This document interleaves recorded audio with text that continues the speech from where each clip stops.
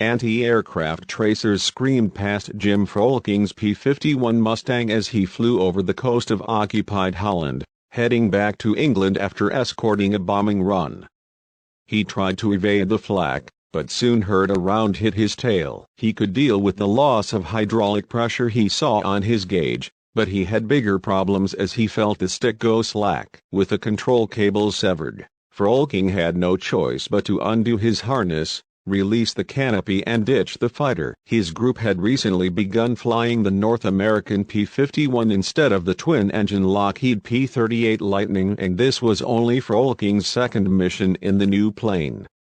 He liked the Lightning, the sweetest airplane ever made. The aircraft's twin-boom configuration meant that if one engine went bad, you had another one to fly. But Frolking felt comfortable in the Mustang, which was well suited for the long-range, high-altitude escort missions needed to win the war. The longest, and last, mission for James Edward Frolking would be his most memorable. His 52nd combat mission had started well on October 7, 1944. Assigned to the 436th Fighter Squadron of the 479th Fighter Group, the 20-year-old son of a World War I machine gunner from Cleveland Heights, Ohio, and his squadron mates would be escorting heavy bombers that day to most Czechoslovakia Brucks in German. The expected flight time was up to 7 hours to and from the target, just 43 miles northwest of Prague. Frolking, a first lieutenant by this time, had amassed about 200 combat flight hours since D-Day, when he flew top-cover missions for Allied vessels carrying troops and supplies to the Normandy beaches. It appeared you could step from one ship to another all the way from England to France, he recalled after the war. The Brucks mission's fighters got airborne at 0915 hours, launching from Wadisham Airfield in the Suffolk countryside near Ipswich. Because Frolking's squadron was known as the Bison Gang, his call sign was Bison 58. That day he was part of Bison Blue Flight led by his friend and squadron mate, First Lieutenant Victor Volsky. After rendezvousing with the bombers near the target area, 30 to 40 Messerschmitt Me-109 fighters approached from below. As Frolking and his squadron released their underwing fuel tanks and dove on the enemy interceptors, most of the Luftwaffe fighters escaped into low-level clouds. In the heat of the chase, Frolking and Volsky became separated from the squadron. Running low on fuel, they landed at the newly established British airfield in Antwerp, Belgium, before crossing the North Sea. With internal tanks topped off, they departed together on a direct heading of 310 degrees for Wadisham Airfield. They were at 5,000 feet over the Dutch coast when the anti-aircraft fire found them. Frolking started evasive maneuvers, but took a hit to the tail. The instrument panel's hydraulic pressure gauge quickly dipped to zero. At first, Frolking thought little of it. The leak would simply mean he would have to manually crank down the plane's landing gear on approach to Wadisham. Soon, though, things started to unravel. The right rudder pedal dropped to the floor as Frolking noticed its limp control cable. Then all aileron elevator authority was lost. His control cables were severed, rendering both the rudder pedals and the stick useless. Frolking bailed from his plane and yanked his D-ring. As his parachute floated earthward in slow motion, he noticed it was a cool fall day. He felt sick as he watched his Mustang veer out of control, then explode on impact. But there was no time to wallow in self-pity. He was alive because his training had kicked in. As Frolking followed his plane into the sea, he released the parachute suspension cables and unfastened the harness to keep from getting tangled. As he extended his legs, he found to his relief that the water was only chest deep. Fighter crews on overwater missions were outfitted with one-man dinghies.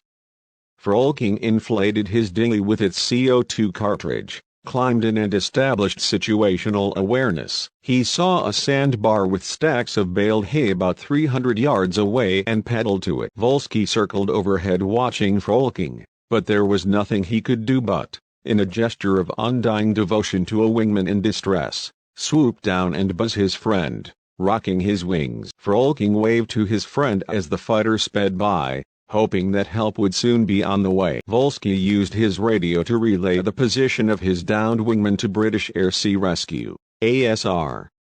But as he made his way back toward Waddisham over the North Sea, he found his plane had also been damaged. He was forced to bail and was soon picked up by ASR. While an ASR boat had been dispatched for Frolking, the sun was setting by the time it arrived in the general vicinity and no sighting was made.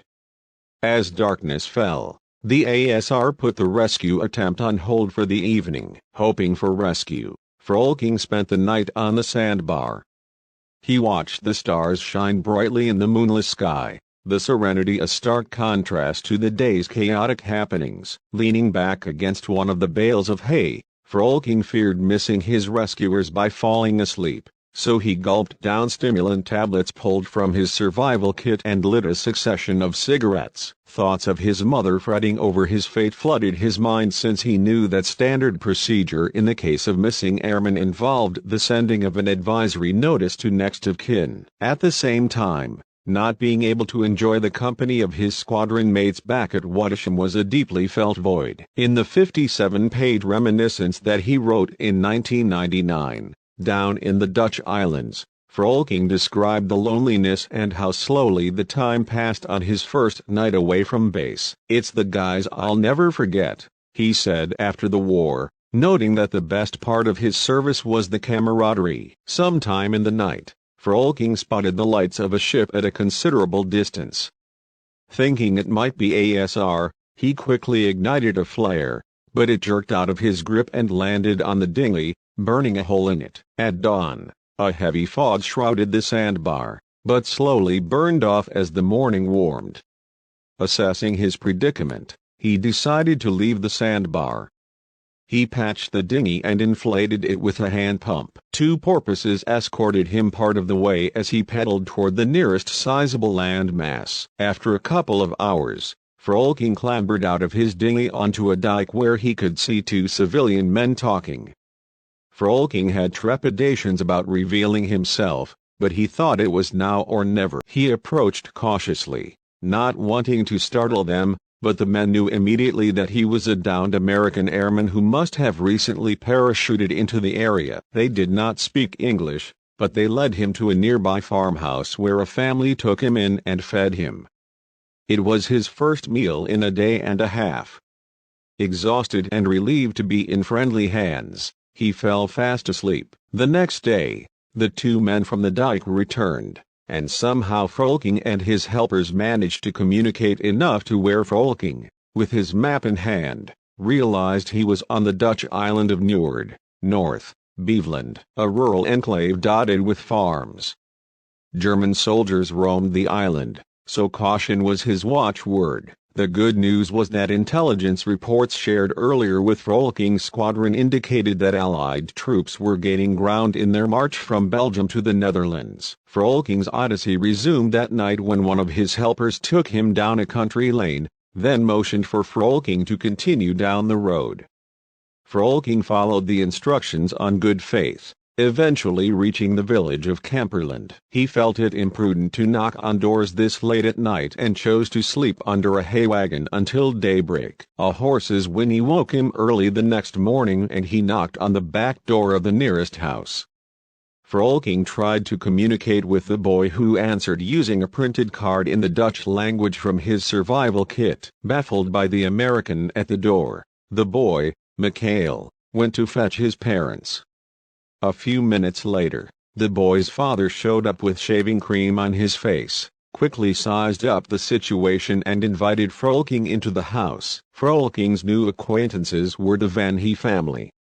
The couple provided a meal and gave him the means to wash and shave so that he could feel, as he later put it, somewhat presentable. Another man came to advise Frolking with a sheet printed in English that the Dutch underground was working for his safe passage. Civilian clothes were supplied and Frolking handed over a photo of himself in civilian clothes. All American aircrew carried such a photo for creating a fake ID. The Dutch underground had devised an elaborate system to help downed Allied airmen, and when night fell it was time to move again. This move entailed an hour-long bicycle ride to a prosperous farm in the village of Katz. Here Frolking met a local constable by the name of Wim de Voer, a member of the underground who spoke English. Wim explained that the farm belonged to Isaac and Marie van der Maas, and that they would be putting him up until the underground could repatriate him. Frolking was then invited into the farmhouse, where he met the couple that would be his hosts for roughly the next 3 weeks. Their 5-year-old son, Huib, pronounced Hybe, was in bed asleep. Frolking spent his days in a windowless second-floor bedroom until dark when Huib went to bed. Isaac and Marie did not want the boy to know about Frolking for fear he might inadvertently disclose the information to a playmate, potentially causing the cover to be blown. There would be harsh consequences if the Nazis found out that the van der Maas family was sheltering an American pilot. Marie brought meals up to Frolking with a smile twice a day. It was usually potatoes, as that was his host's main crop. There were plenty of apples as well. Frolking especially liked Marie's pannenkoeken, an ultra-thin pancake lathered in jam, rolled up and diced into bite-sized slivers. Meat was a rarity. Tea usually accompanied the food. Within a few days, Wim delivered an authentic-looking ID to Frolking. His alias was Nico van der Maas, a purported cousin of Isaac. To deter questioning of Frolking, the ID card cleverly listed the holder as doofstom, meaning deaf and dumb. After dark when Huib was asleep, Frolking would come downstairs for dinner. Wim often joined them. The four talked about Holland, America, flying, and the war. When electricity was not interrupted, they listened to BBC radio broadcasts, catching up on the latest war news. Frolking read the few English-language books in the house. He later wrote that there were 9, but he could only remember Main Street, by Sinclair Lewis. Things got dicey when the house cleaners were scheduled to come as part of a regular routine a few times a year. Rather than bring suspicion with a change in the appointment, Frolking spent 5 days at the home of Isaac's mother and father in the adjoining village of Kortijn. Though Frolking enjoyed his time with Isaac's parents, he saw German soldiers for the first time from behind drapes of a second-floor window. Also, in a potentially worrying harbinger, when he returned to the farm in Katz, German troops meandered about the property. The enemy's proximity heightened Frolking's concerns about being discovered. Near bedtime one night, it seemed his nightmares were about to come true when German officers came to the front door. But they were only looking to spend the night and Isaac dared not refuse them. Frolking was alerted and made a mad dash from the house's sole bathroom up to his hiding place. The Germans slept in the spare bedroom on the first floor, while directly above them upstairs Frolking did his best not to make a sound. After about 3 weeks with the van der Maas family, the underground was finally ready to transfer him to advancing Allied troops. Frolking was taken by rowboat to Zuid, South Beveland. There he linked up with the Royal Canadian Dragoons. According to Frolking's written reminiscence, the first words spoken came from a trooper with the Dragoons' forward reconnaissance team, who remarked, "We find you guys in the oddest places." Frolking asked if he could go back to Katz to thank them for their hospitality, but the Dragoons would not allow it. Disappointed at not being able to express appreciation to his brave hosts but happy to be out of danger, Frolking was driven to Antwerp. After a comprehensive interrogation, Frolking signed a document that precluded him from revealing any information about his time being sheltered. Separately, the interrogating officer expedited a cablegram to Frolking's mother back in Cleveland Heights to advise that he was out of harm's way. 11 days after the War Department telegram had arrived with deep regret about the status of her son as missing in action, Frolking's mother received the new message, which stated, "All well and safe. Please don't worry. Hope to see you soon." James E. Frolking issued a Canadian uniform. He was off to take in the night scene in Antwerp, including dancing and a movie. Arrangements were made the following day for Frolking to England. Downed airmen who had come into contact with members of European resistance groups were not permitted to fly more missions in the theater of operations because if downed again and captured, they might be coerced into revealing the identities of those who had previously assisted them. Frolking was flown back to the U.S., where the Army Air Forces assigned him as an instructor on Republic P-47 Thunderbolt fighters. In September 1945, not quite a year after his adventure in the Dutch islands, Frolking's active duty service ended. But the story does not end there. Frolking returned to Ohio and became a ticket agent at what is now Cleveland Hopkins International Airport. It was there that the thrill of the pylon heats of the National Air Race in the 1930s had inspired him to join the Army Air Forces as soon as he turned 18 in 1942. He met fellow ticket agent Patty Lou Schoonover and they married in 1948. They started a family, moved to the Cleveland suburb of Shaker Heights, where they raised sons, James, Todd, and Stephen. Adjusting to civilian life also meant earning a degree with the help of the GI Bill at what is now Case Western Reserve University. In 1949, Frolking completed a management training program at a major Cleveland bank, followed by a nearly 40-year career as an executive at several of the area's savings and loans. In the fall of 1960, the Frolkings had an unannounced visitor on their doorstep, a handsome 21-year-old who spoke with a Dutch accent. It was Huub van der Maas, the little boy who Frolking had never met or seen while sheltered in the Van der Maas home, participating in a 4-H club farm study program in America's heartland. Huub wanted to be sure to track down the airmen who his parents had helped to rescue. In 1987, Frolking and his wife Patty traveled to the Netherlands for the first time after the war to link up with the Van der Maas family and the other members of the resistance who had done so much to make Frolking's evasion and escape possible 43 years earlier. Isaac died in the 1970s, but Marie was delighted to welcome Frolking back after such a long hiatus. Huub translated for the two old friends. Another reunion of sorts occurred in May 2003.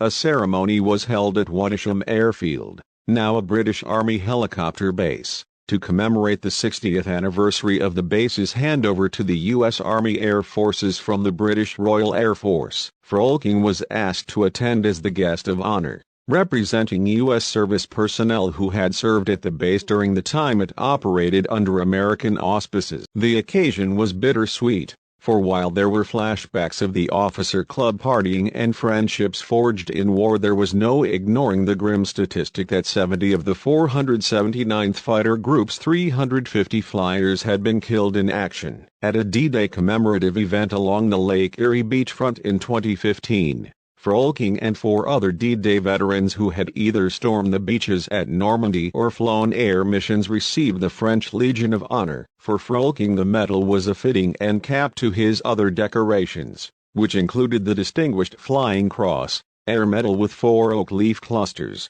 World War II Victory Medal, and the French Croix de Guerre. On June 6, 2019, the 75th anniversary of D-Day, Frolking was on hand in Normandy for the solemn commemoration. Frolking died at the age of 100 in a hospice in Greater Cleveland on September 5, 2024. In the years that followed their wartime experience, Frolking and his Dutch friends exchanged letters.